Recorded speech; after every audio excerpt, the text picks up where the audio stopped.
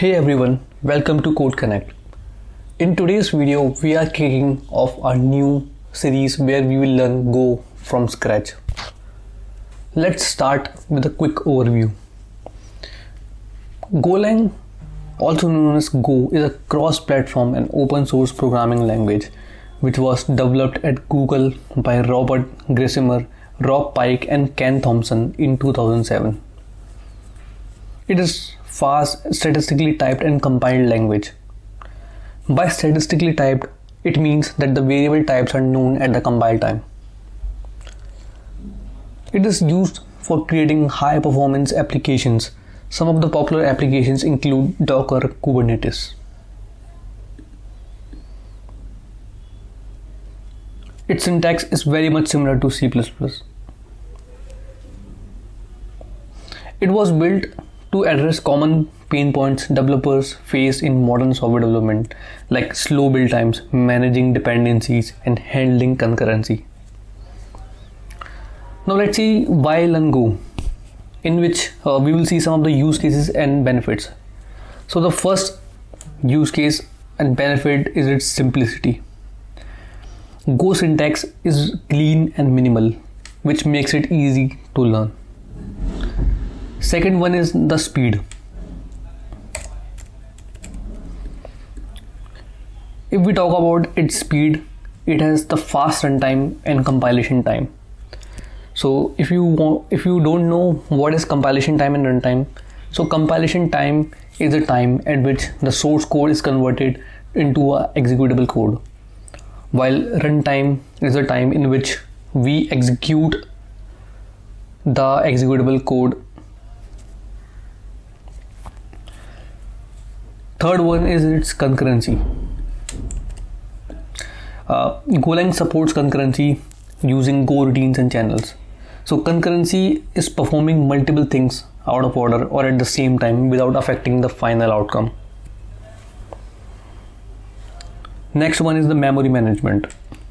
So Golang has a inbuilt memory management and has an automatic garbage collection.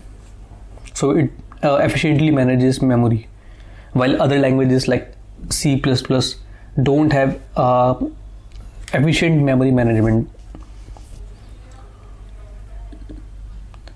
Next one is the statically type, which we already discussed, that at the time of compilation, compiler knows the data types of the variables. It's also a cross-platform. Basically, it can work on different platforms like Windows, Mac, Linux, Raspberry Pi. So if you have developed an application for Windows, it can also be supported by other platforms. Next one is the scalability. It can handle thousands of tasks simultaneously. So you can create big applications with it and can scale easily.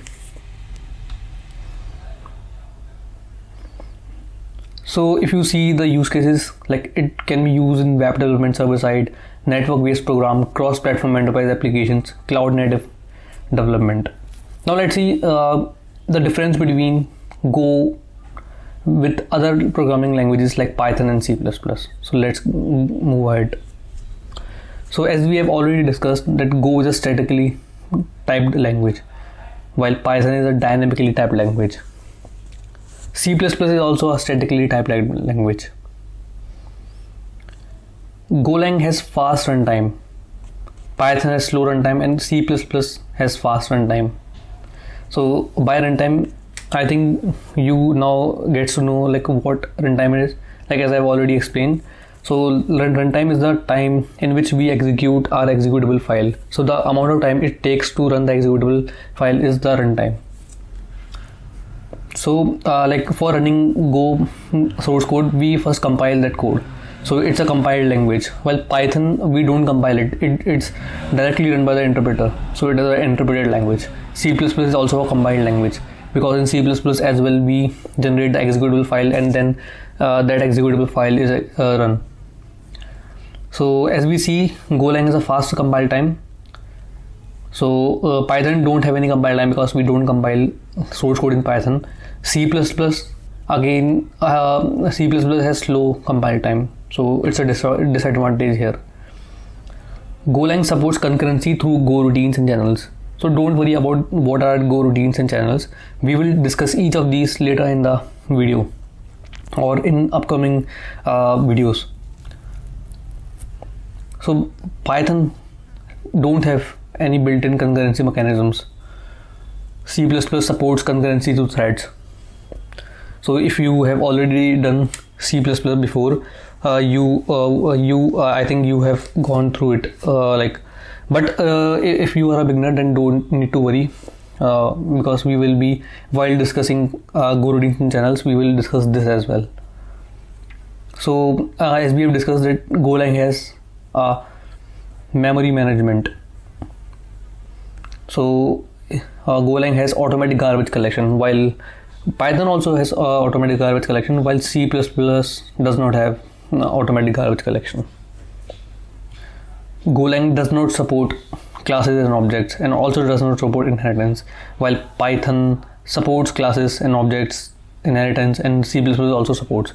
So like Golang is not an object-oriented programming language, while Python and C++ are object-oriented programming languages. So this is all we need to discuss about the Golang, and I think this is enough to understand why there is a demand of Golang in today's era. All the companies are building their applications using Golang, or some of them are migrating their old code base to the Golang code base. So it's very high demand language. Its demand is increasing year by year as its community it's also increasing.